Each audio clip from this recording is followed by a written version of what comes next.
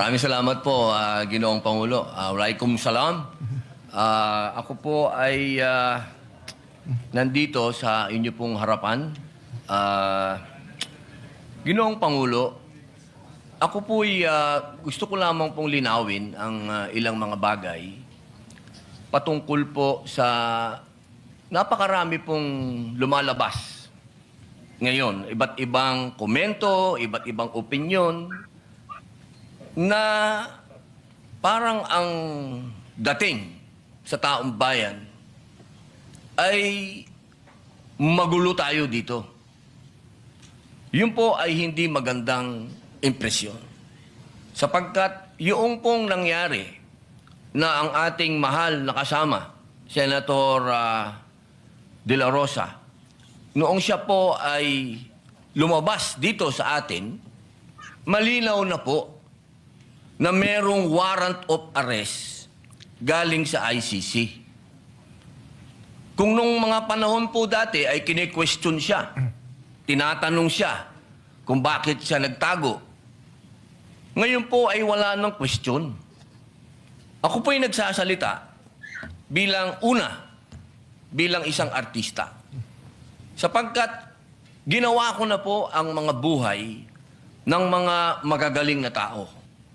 Katulad po, nung ginawa ko ang buhay ni Senator Lacson, yung 10,000 hours, pati po yung kanyang pagtatago, yun po ay sa kadahilan ng may prinsipyo siyang pinaglalaban.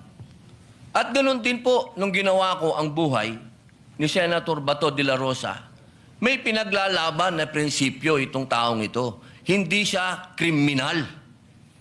Ang napakapangit po na impresyon na binibigay, parang tayo dito sa Senado ay nagtatago tayo ng kriminal. Wala pa pong kriminal dito. Wala pa pong napapatunayan dito. At higit sa lahat, Ginoong Pangulo, ngayon lang po natin napatunayan na tama ang sinasabi ng ating mahal na kasama na may warrant of arrest sa kanya ang ICC. Kaya dito po sana, Ginoong Pangulo, nabubura na yung sinasabi na siya'y nagtatago ng walang dahilan. Yun po yung sana ang maging maliwanag sa taong bayan na meron din po tayong adopted Senate resolution. Ito po yung number 44 na malinaw po doon sa resolution na ito expressing the sense of the Senate of the Philippines to protect all Filipinos against extrajudicial rendition and guarantee then a reasonable time prior to their surrender by extradition from the Philippines to seek redress from the courts and avail of legal remedies. So wala po tayong ginagawang kaimposiblihan dito dahil sinusunod po natin ang resolution natin. Dahil siya po, inaasahan natin at meron din po siyang pending na TRO sa Supreme Court. Ginoong Pangulo, sana wag po tayong magkaroon ng mga mixed messages dito. Hindi ko po hinihingi doon sa ating mga kasama na bumoto ng no dito sa resolution neto na pumanig kay Senator De La Rosa. Pero sana naman, huwag pong idamay ang buong Senado kapag sinasabi na tayo'y magulo, tayo'y katawa-tawa. Dahil tayo naman po ay nasa katwiran. Kung hindi tayo nagkakaintindihan sa katwiran, huwag tayong magsiraan. Dahil tayo naman po sumusuporta kapag tama naman at hindi naman patungkol sa ating bulwagan. Pero pagkatungkol sa ating bulwagan na ang pinag-uusapan, huwag po sana tayong magsiraan. Ito pong pagkakataon nito, Ginoong Pangulo, sana'y maging masaya tayo na nandito na ang ating kasama.